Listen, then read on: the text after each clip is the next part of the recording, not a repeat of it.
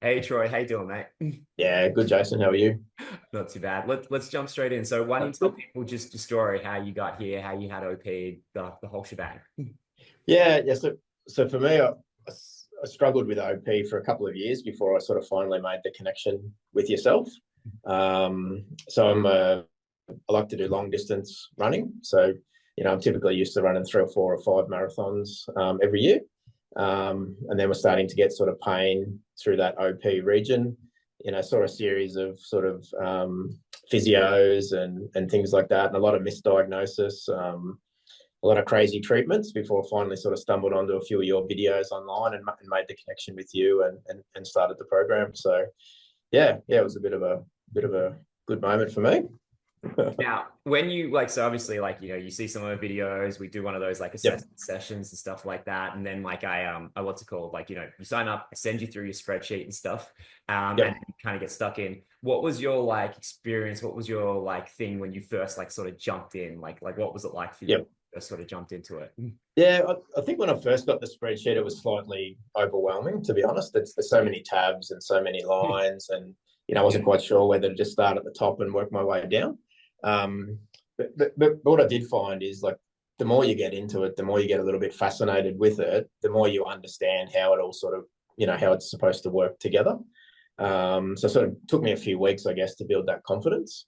But I did spend quite a few hours. I try and do that 30 or 40 minutes every day. And then even on the weekends, I sometimes would end up, doing 2 sessions Mm. just to sort of navigate, have a bit of a muck around with the spreadsheet, find my way through and stuff like that. So, And I yeah. think you knock on something really important there. So Yep. that idea, right? So it's so obviously I have a billion videos. You don't have to watch all of them, right? I try Yep. and set them up on that homework sheet and stuff. But the reason why there's like a billion videos is one, if there's something goes wrong, then there's always just like, hey, watch this kind of thing. So Yep.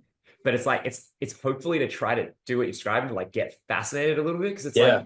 it's such a hard condition to get over, right? It's so Mm-hmm. complicated.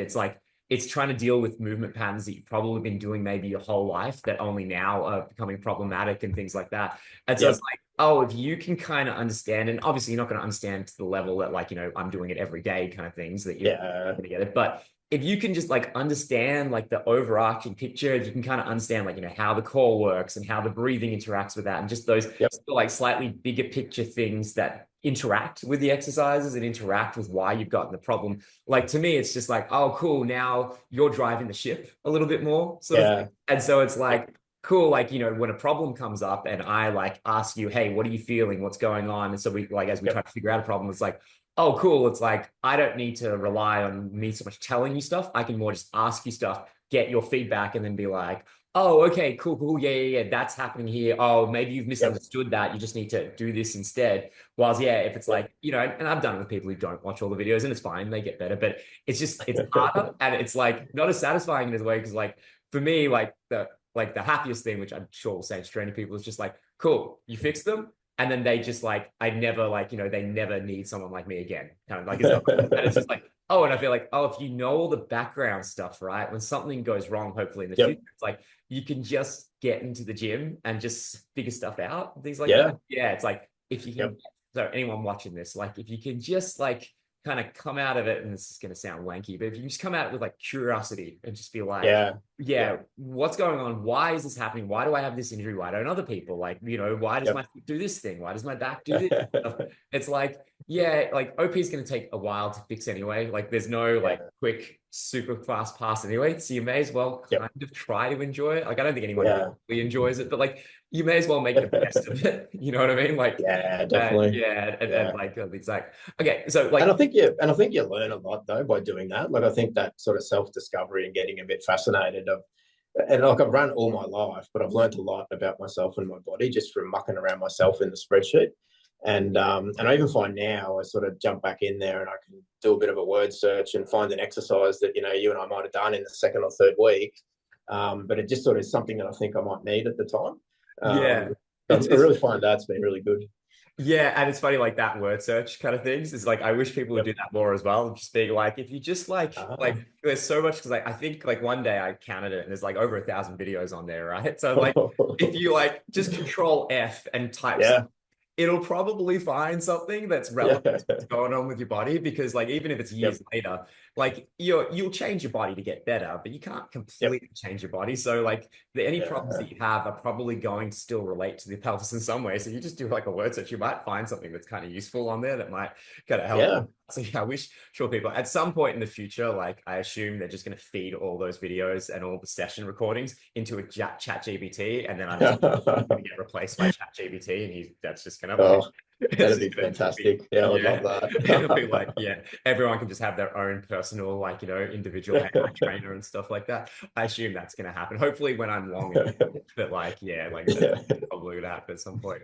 On that train of thought though, so like I can kind of remember a few times where like you would kind of like you would have an issue and a problem, and you'd like shoot me an email, and then or you'd have a Yep. session, and then I would like go through it and break it down. Then I can remember you like emailing me back and kind of like being like, oh yeah, I figured it out, or I figured things. Just take people, if you can remember that stuff, take people through the process of what you would do when you ran into a problem, like when you were dealing with your exercise, if something hurt or something like that. Like, what was your Yep. process to try to like get through those like hard spots, sort of thing? I definitely reached out to you a lot, particularly early in the program. But I think as I learned a bit more, I'd try and try and pinpoint the problem myself a little bit more precisely, so that I could send you something that you could, give me some better feedback on. And I think it's just through that mucking around, go and try out a few different exercises. Sometimes, like I said, I'd go back a few weeks, sort of redo some of the exercises and try and see if I can sort of replicate what's going on or find exactly where the issue was. But yeah, again, I think it just comes back to getting a little bit fascinated by it. And I feel like I learned a lot by doing some of that stuff too, right? Yeah. It's quite good. And it's funny because like, I call like an acute episode, right? Where you really flare something up. And to me, it's Yep. like, oh yeah, it's like I feel like you're not completely better until you had an acute episode and then gotten over it and like learned how to like Yeah. through it. Because then it's like cool, because Yep. like, you're gonna throw your back out at some point in your life. You're gonna throw out something. Yeah. It's like if you can just figure out how to work with your body and kind of like sort Yeah. it out, that just kind of like makes things better. Okay, so Yep. then just But I on think that. with those acute episodes too, Jason, I think like historically I probably would have just stopped running, take a week off, take 2 weeks off or whatever. Whereas I think another thing I learned is to try and like drill in and focus in on the problem. So how do you sort of work it? How do you get in tune with it? How do you sort of start to, I think you used to describe like how you sort of mapping the way that the body works, particularly some of the cross chambers and things like that as well. So I'd say I've got a lot more confidence now to sort of identify the issue and try and work with it versus just sort of defaulting to rest as well. And it's like rest is a really interesting term, right? When you say it, because I think if you do have a running problem, you kind of need to rest Yep. off running, right? Because Yep. it's the repetitive force and the load. And, there is going to be like, Yep. if something's hurting, there's going to be some degree of damage that needs a little time off to heal. Yep. Like, it's Yep. like the idea of being like, oh, you can rest, but like, and people, runners already know this, you can rest and cross train and get on Yeah. it. So it's like, well, you can Yeah. rest and rehab at the same time. That's not going Yeah. to interrupt that healing as long as you're doing things correctly. It's not going to interrupt that healing process. And like, if Yeah. anything, it'll speed it up because you'll take like resetting parts of your body. It'll take pressure Yep. off the area that needs to heal and then stuff. And yeah, Yep. like, you're dead on there because it's like, I think it's just this thing where it's like, oh, people are just like, I got to rest. And then it just makes you more anxious because you're like hoping that Yeah. as opposed to, Yeah. even if you're not doing it in the most efficient way possible, getting in the gym and doing something is going to make you feel Yeah. better. Just sitting and hoping that you feel better in a Yep. couple of Yep. weeks and stuff like Yeah, that. exactly. Yeah. Yep. And I do long runs like on a Sunday. That's typically what I do. And Monday's a rest day from running, but I always get in the gym now on the Monday because I find doing that is a much better way to recover from the long run. And then you're sort of in better shape to go again on the Tuesday as well. So to fill in why it's better there, it's the fascia, right? Yep. So what you'll do in a long run is you're like, Yep. if you imagine we've got a resistance band around. So if you imagine like, when you're running, you're using fascia. Fascia is like an elastic band, right? It's bouncing around, Yep. sort of things through there. And if you go for a long run, that elastic band eventually is going to wear down because it's long, right? Sort of things. And so then when you go to sleep, and especially like, you're pushing 50 sort of things, right? It's like that elastic band does not recover as quickly as it did when you were 20 sort of things, right? So when you go to the gym that next day, like that elastic band is going to tighten, and it's not going to tighten in the exact alignment that you want it to. It's going to tighten a little bit off, especially if you Yep. desk job and you're sitting down and stuff like Yeah. that. it's not going to tighten exactly where you want it to. So when you go to the gym, and obviously you wouldn't want to be going as hard as you would, that's not the day you go for your big one, max, right? But like just getting in there, you're now resetting your body and your pelvis, you're resetting those fascial lines. So then they're going to heal better, and they're going to hit better alignment. You're going to recover better, but they're also going to be stronger from it, stuff like that. Now, again, anyone watching this, you don't want to pound the crap out of yourself because you're still recovering from the run. But it's that like idea of like, and you know, like old school footy players and all this, like knew this, like they would like get on the bike the day after a footy game and stuff like that. And they would do like, you know, like that kind of things. And that's kind of what you're doing there. You're just kind of going, oh yeah, this feels better if I go and do something. So like, I'm going to go do something. And then, and then especially as you get older, that becomes more and more useful because you can't rely on your body to heal the way you want to.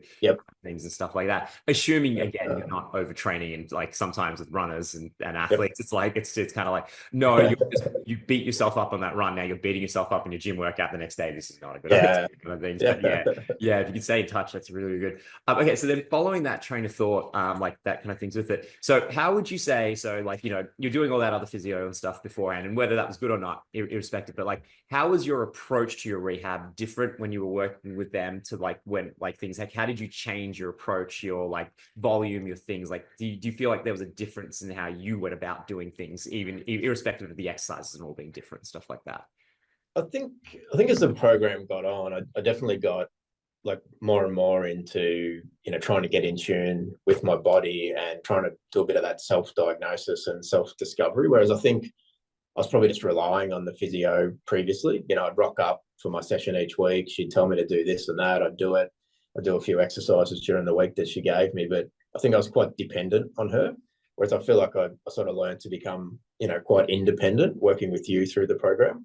And I think even the way that you do the sessions, but the couple of videos a week, right? There's a lot of obligation on me. I mean, like on you know the person to sort of invest a lot of time and effort and energy, and you know, to get the videos into you, look at the feedback, really understand the feedback, have a bit of a muck around. Do I feel what you're saying? All those sorts of things.